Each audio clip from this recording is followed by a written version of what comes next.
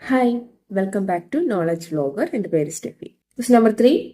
1 by x plus x log x dx.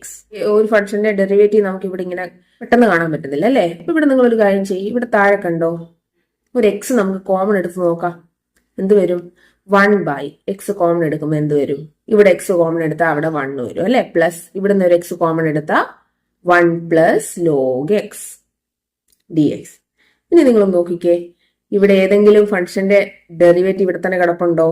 ഇവിടെ നോക്ക്, ഈ 1 by x ഇവിടെ ഇല്ലേ? അത് ആരുടെ ഡെറിവേറ്റീവാ? ഈ ലോഗ് എക്സിന്റെ ഡെറിവേറ്റീവ് അല്ലെ? അപ്പൊ ഈ 1 പ്ലസ് ലോഗ് എക്സ് എന്ന് പറഞ്ഞാൽ 1 0 ആയി പോകും ഡെറിവേറ്റീവ് എടുക്കുമ്പോൾ. അപ്പൊ നമുക്ക് എന്ത് ചെയ്യാം? ഈ 1 പ്ലസ് ലോഗ് എക്സിന് എന്ത് സബ്സ്റ്റിറ്റ്യൂട്ട് ചെയ്യാം?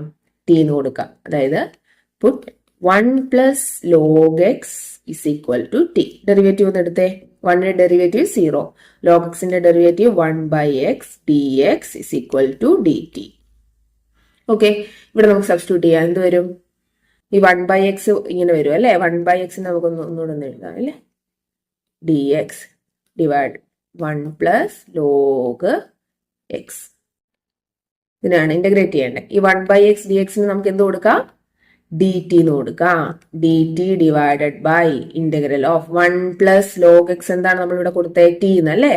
അപ്പം എന്ത് വരും? Integral of 1 by t dt എന്ന് വരും അല്ലെ? 1 by t യെ with respect to t integrate ചെയ്യുമ്പോൾ എന്ത് വരും? 1 by x ഇന്റഗ്രൽ എന്താ? Log mod x. അപ്പൊ 1 by t യുടെ ഇന്റഗ്രൽ എന്ത് വരും? Log mod t plus c. നമ്മൾ എന്തായിരുന്നു ടിക്ക് എന്തായിരുന്നു സബ്സ്റ്റിറ്റ്യൂഷൻ കൊടുത്തേ? 1 പ്ലസ് ലോഗ് എക്സ് എന്നായിരുന്നു. അത് നമുക്ക് ഇവിടെ കൊടുക്കാം.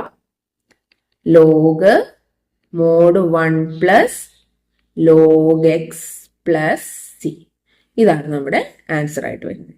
ബാക്കി ക്വസ്റ്റ്യൻസ് നമുക്ക് അടുത്ത ക്ലാസ്സിൽ ഡിസ്കസ് ചെയ്യാം. Okay, by.